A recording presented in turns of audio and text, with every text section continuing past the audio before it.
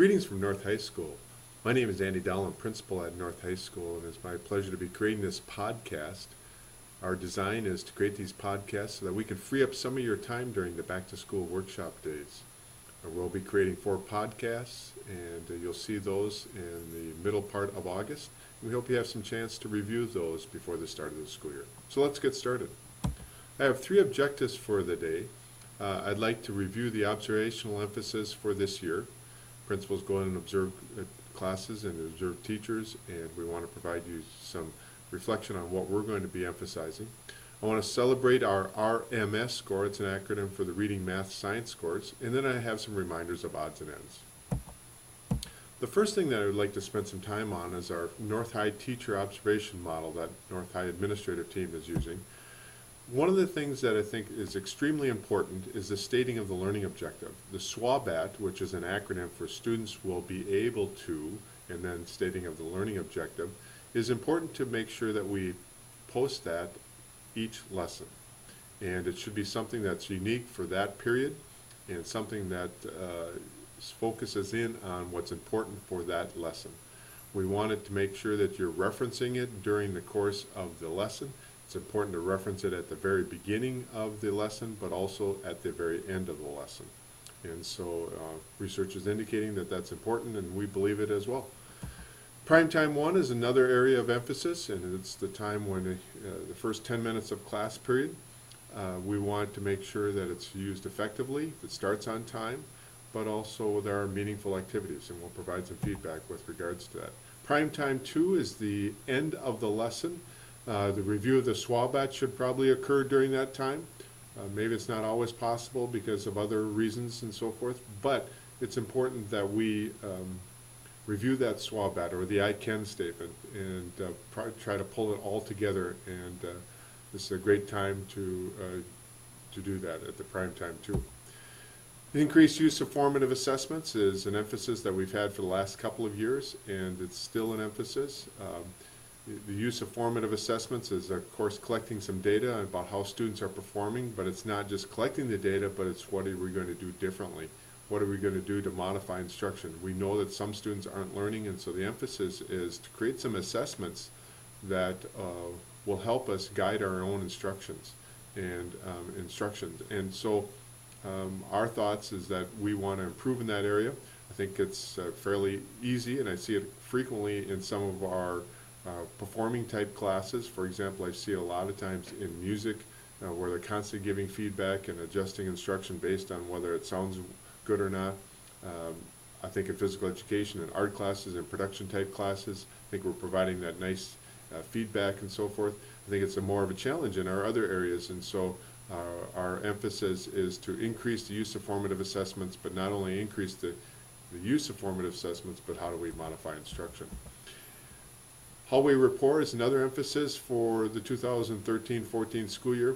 Last year we called this hallway presence. We want to enhance that by just talking about the rapport that we want teachers to have with our students in the hallway. One of the data collection points that we had this summer was where is bullying occurring, and the #1 area of bullying is occurring in the hallway. And so our presence in the hallway, but also our rapport with students and our interactions with students, and in some cases it's really a challenge because we're going from one classroom to another, and maybe it's in different parts of the building. But again, if we recognize it, we address it, we say, hey, that's not a part of North High School, and so we want to step up our game with regards to the hallway rapport. And then also an increase in reading and writing across the curriculum. We believe that reading and writing is critical in terms of understanding, and so we want to see even some class periods spent by an increase in reading and writing, and we'd like to see that happen. So this visual hopefully helps you think about your lesson design and also what we're going to be emphasizing and providing feedback to teachers. RMS, as I mentioned earlier, is an acronym that I created here a few years ago. It stands for the Reading, Math, and Science. R represents reading, M represents math, and S represents science. And what I did is I took our scores and ranked them with the other public schools in Class A and then ranked ourselves with regards to a perfect score would be 111. First in reading, first in math, and first in science. But our 2012 score, last fall score, was 221. Second in reading, second in math, and first in science.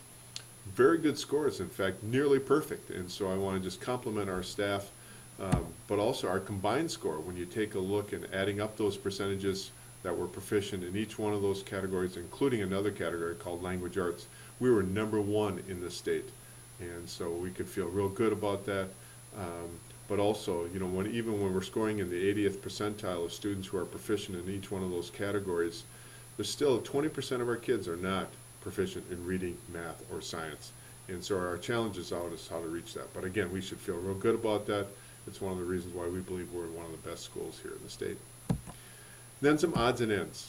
The first day, our students are going to be receiving their personal learning device.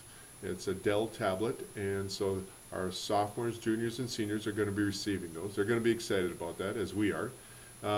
But also I think it's important that each one of us takes a look at what our design is for that first day and to create something that's going to excite them for our class. Probably nothing more boring than to listen to a teacher talk about the rules and regulations, and so hopefully you can create something that's going to generate some interest for your curricular area. Also, for the first couple of weeks, we want you to overteach that first assessment. It's just like anything. We want students to get off to a good start, and so it's important that we maybe spend an extra day or two with regards to our curriculum and to make sure that students know what we want them to know. I'm going to also be providing people who fill out the membership form a complimentary membership to the PTSA, the Parent Teacher Student Association. There'll be something in your mailbox, and we encourage you to be a member. It's kind of surprising. Many times it gets lost in the shuffle and so forth. But again, when you see that card, fill it out, and I would pay for your complimentary membership. Also, we have social fund dues of $20 payable to Della here in the main office. The social dues goes to cards and flowers for celebrations, but also for condolences on deaths. But it's also some of the money that we use for our back to school, at the end of the school term barbecue. And so we hope that you take some time in filling that out as well. It's my time also to plug United Way. In 2012, last fall, we led the school district, our school did, in terms of generating money in a variety of areas, but also our programs generated over $17,000 to United Way. And again, it's my chance to promote that as well. And then we also expect staff to wear their staff IDs during the course of the day. So make sure that you find those. I think we also found that putting the period schedule on the back of it is really helpful, especially as we have a different schedule on Wednesdays.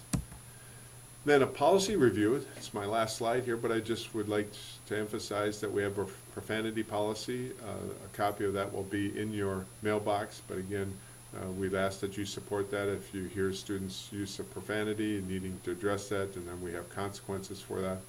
We also have a cell phone policy, and last year, maybe it's 2 years ago now, that we opened up the cell phones to be allowed to be used in the commons. Hopefully that's reduced it in classrooms and also in the hallways.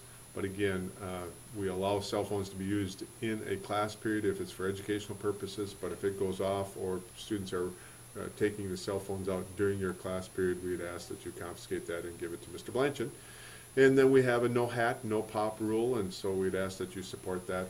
And then finally, our alcohol drug referral deal. I created a flow chart here that reminds us about what we need to do in that case where we have a student under the influence during the school day. We ask that you immediately call the main office, and then you can see what will happen from there. My emphasis is just to make sure that you notify us at the time that it occurs. It's not as helpful to do it after the fact, maybe either later that day or at the day or two later. It needs to be done immediately, and so then a principal would come to the classroom, pick up the student, and then do the investigation from there. And again, just a good reminder as we get started for this school year. Well, that ends my podcast. I'm hoping that you're having a great day, and we'll look forward to seeing you soon. Thank you.